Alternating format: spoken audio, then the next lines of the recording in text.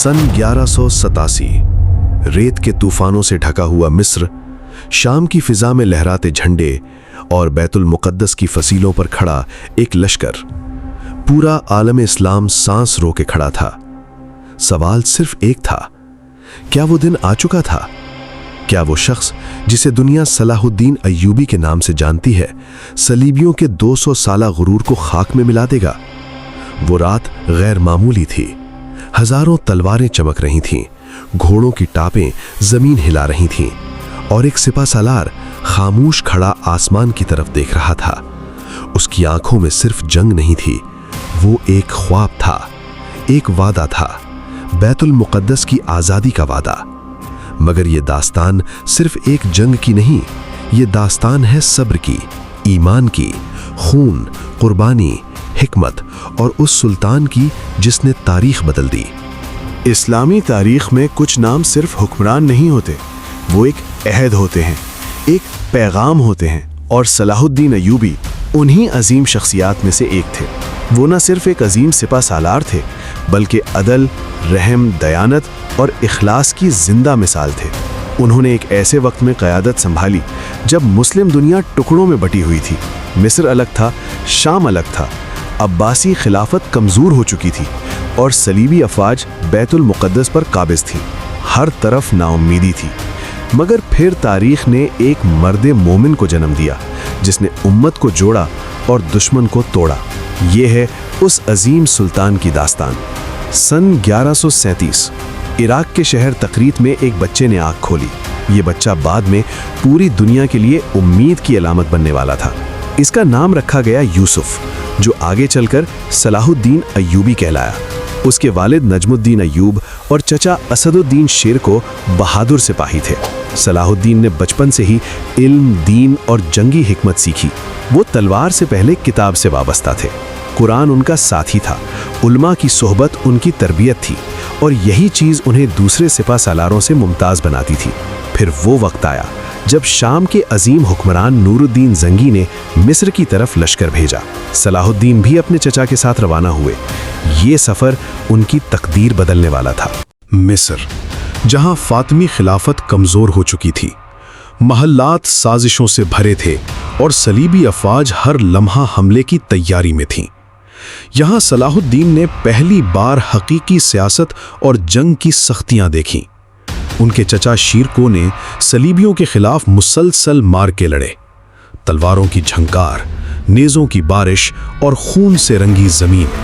सलाहुद्दीन हर मार्के में हिकमत और सब्र का मुजाहरा करते। फिर अचानक शीरको का इंतकाल हो गया। तमाम निगाहें एक नौजवान पर जा ठहरी। सिर्फ 31 साल की उम्र में सलाहुद्दीन को मिस्र का वजीर बना दिया गया। ये लम्हा आसान न था। उनके गिर्द साजिशें थीं, दुश्मन बाहर भी थे, अंदर भी। मगर उन्होंने हिम्मत न हारी।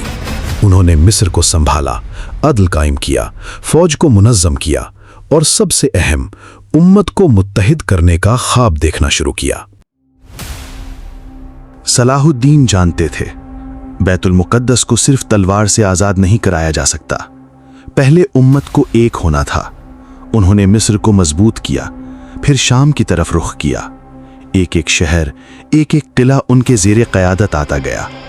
मगर हर फतह के पीछे जंग थी, शदीद जंग। मिस्र के मैदानों में सलीबियों के हमले, शाम के पहाड़ों में बगावतें, रातों की हिकमत अमली, दिन के खूनी मार्के। कहा जाता है सलाहुद्दीन अक्सर रात को उठकर तहज्जुद अदा करते और अल्लाह से फतह की दुआ मांगते। उनके लिए जंग सिर्फ ज़मीन हासिल करने का नाम न था, ये जिहाद था, अदल की बहाली थी, इस्लाम की इज्जत का सवाल था। आखिरकार मिस्र और शाम एक परचम तले जमा हो गए और अब वो घड़ी करीब थी।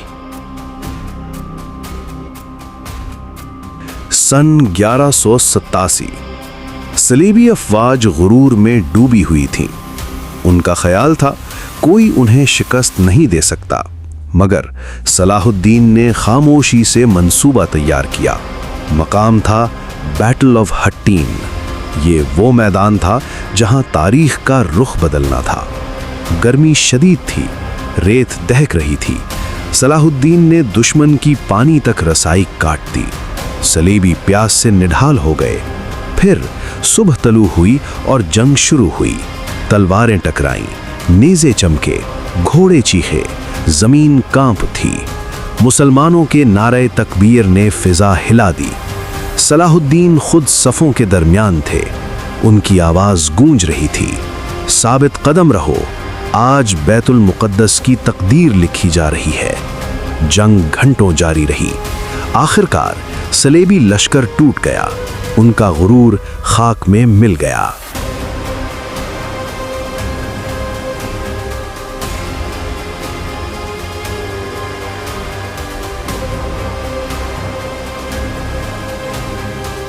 بیت المقدس، وہ شہر جس کے لیے نسلوں نے خون بہایا تھا۔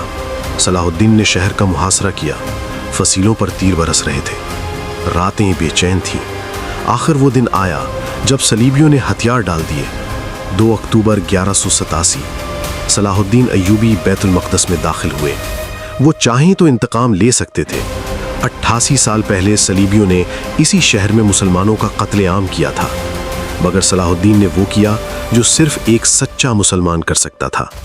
انہوں نے عام معافی کا اعلان کیا، عیسائیوں کو محفوظ راستہ دیا، کسی عورت، بچے یا بوڑھے کو نقصان نہ پہنچایا۔